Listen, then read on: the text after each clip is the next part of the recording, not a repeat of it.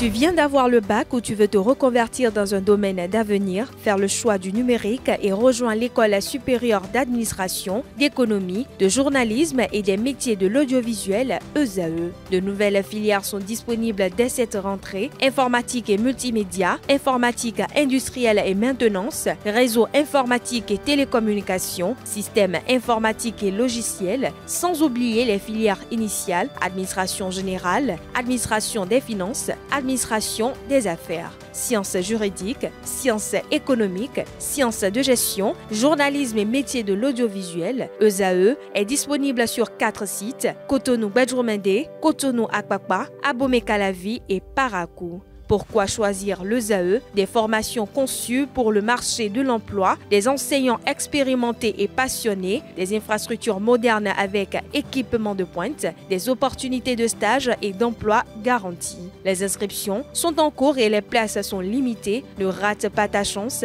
donne vie à tes ambitions avec l'ESAE. Contacte-nous vite par appel ou par WhatsApp au 01 98 98 14 00 ou via email scolarité@esae.bj et visite notre site web www.esae.bj. Ton futur commence maintenant avec l'ESAE. Tu investis dans un avenir professionnel, concret et sécurisé. ESAE, l'excellence à un nom. Bonsoir à tous, merci de choisir ESAE Télévision pour vous informer. À la une de l'actualité, l'hôpital d'instruction des armées de Parakou célèbre pour la première fois la journée mondiale de la colonne vertébrale avec sensibilisation et consultation gratuite. À l'international, en RDC, aux États-Unis et au Madagascar, les dirigeants sont interpellés sur la gestion du pouvoir, des institutions et de la transparence. En sport, hommage à Bruno Arthur Didavi avec l'ouverture d'un livre de condoléances. Coton FC affronte San Pedro pour le deuxième tour des éliminatoires de la Coupe de la Confédération. Restez avec moi pour la suite.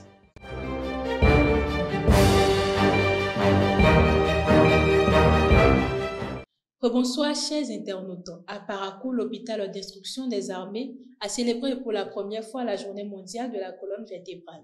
Une initiative placée sous le signe de la prévention et du bien-être qui a rassemblé personnel médical et population autour d'activités de sensibilisation, de consultations gratuites et d'une marche rapide. L'objectif est d'attirer l'attention sur l'importance de la santé du dos et d'encourager les bons réflexes au quotidien.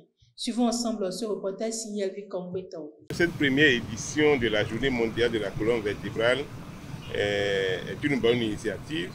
Il faut savoir que la Journée mondiale de la colonne vertébrale, organisée par l'Organisation mondiale de la santé le 16 octobre de chaque année, est une initiative à sensibiliser la population, le monde des travailleurs, à la pratique donc, du sport, d'étirement et de tout faire pour adopter une bonne posture.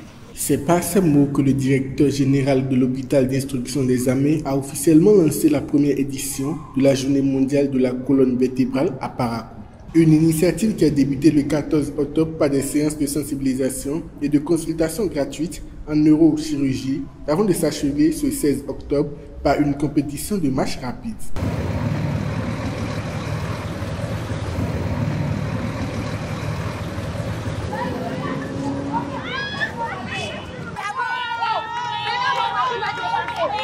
Cette journée mondiale de la colonne vertébrale vise à sensibiliser le public à l'importance de la santé du dos et à promouvoir des habitudes de vie favorables au bien-être vertébral.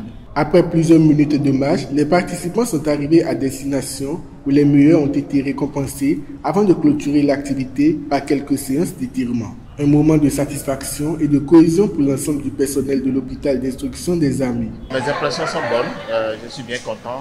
Je vais remercier déjà le comité d'organisation, l'HIA, qui a bien su organiser 3 jours pour célébrer dans le cadre de la journée mondiale de la colonne vertébrale, qui nous a permis non seulement de recevoir la sensibilisation, de nous rappeler des différents gestes à adopter pour la préservation de notre colonne vertébrale.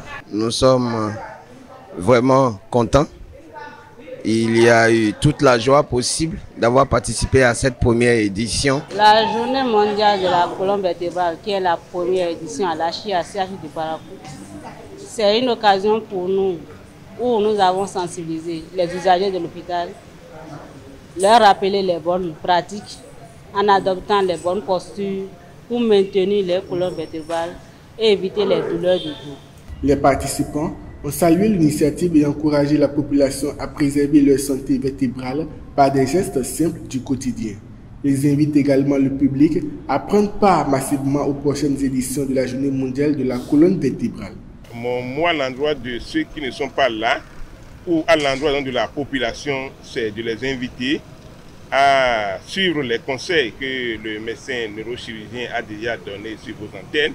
Déjà, nous souhaitons vivement que les éditions prochaines connaissent plus de participation en termes de la population et aussi en termes d'activité pour meubler la journée de la colonne vertébrale.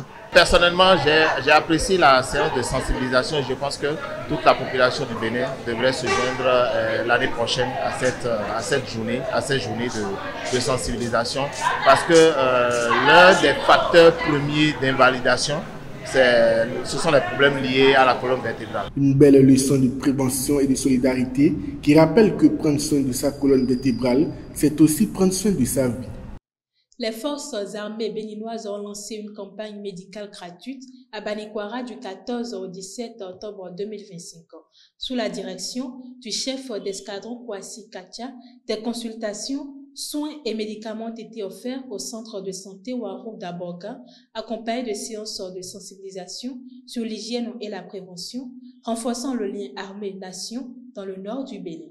Le parti Les Démocrates a réagi à la lettre ouverte du député Michel François Sodinou, qui refusait de parrainer le duo présidentiel du parti, dénonçant une crise de gouvernance interne. Lors d'une conférence de presse le 16 octobre, la direction du LD a qualifié ce geste de manœuvre politique orchestrée autant pour moi, visant à affaiblir l'unité du mouvement à quelques mois de la présidentielle 2026. Le parti réaffirme disposer de ses 28 parrainages et appelle ses militants à la mobilisation pour une victoire éclatante. Entre politique, justice et économie, l'actualité internationale de ces dernières heures met en lumière les enjeux de pouvoir et de responsabilité. De la République démocratique du Congo aux États-Unis en passant par Madagascar, les dirigeants sont interpellés sur leur manière de gérer l'autorité, les institutions et la transparence. Suivez cette compilation de Héroïne Papanam. 3 actualités, 2 continents, mais une même réalité. La question de la gouvernance et de la responsabilité. En République démocratique du Congo, la reprise des exportations de cobalt après 5 mois de suspension apporte un souffle à l'économie nationale. Mais derrière cette bonne nouvelle, des voix se lèvent pour dénoncer une répartition jugée discriminatoire des quotas. Une fois encore, les enjeux économiques se heurtent à ceux de la transparence et de la bonne gouvernance. À Madagascar, le colonel Michael Randrianirina tente de rassurer avant son investiture. Il reconnaît désormais la haute cour constitutionnelle qu'il avait dissoute et promet de revenir dans la légalité. Pourtant, sa volonté d'allonger la transition à 2 ans suscite la méfiance. Entre volonté d'inclusion et risque de confiscation du pouvoir, le pays reste suspendu à ses promesses. Et aux États-Unis, l'ancien conseiller de Donald Trump, John Bolton, est rattrapé par la justice pour détention et divulgation de documents secrets. Une affaire qui montre que même dans les grandes démocraties, nul n'est au-dessus de la loi.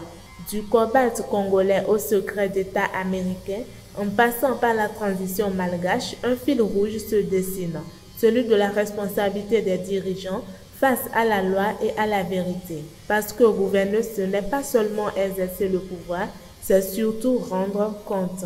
En sport, la Fédération béninoise de football annonce l'ouverture d'un livre de condoléances en mémoire de Bruno Arthur Didavi, figure emblématique du football béninois. Le registre est disponible au siège de la FBF à Porto Novo, quartier Jacin, du lundi au vendredi de 10h à 16h. Une occasion pour les acteurs du sport et le public de rendre hommage à cet homme qui a tant œuvré pour le rayonnement du football national. Pour boucler cette édition, les vice-champions du Bénin Coton FC affrontent ce samedi le club ivoirien de San Pedro pour le deuxième tour des éliminatoires de la Coupe de la Confédération. Arrivé sans encombre en Côte d'Ivoire, le club de Ouida poursuit sa préparation dans la sérénité. Cette rencontre sera l'occasion de mesurer le niveau des championnats béninois et ivoiriens et de tester la solidité d'une équipe cotonnière invaincue depuis plus d'1 an. Mesdames et messieurs, c'est tout pour ce 13h. Merci de m'avoir suivi. À très bientôt.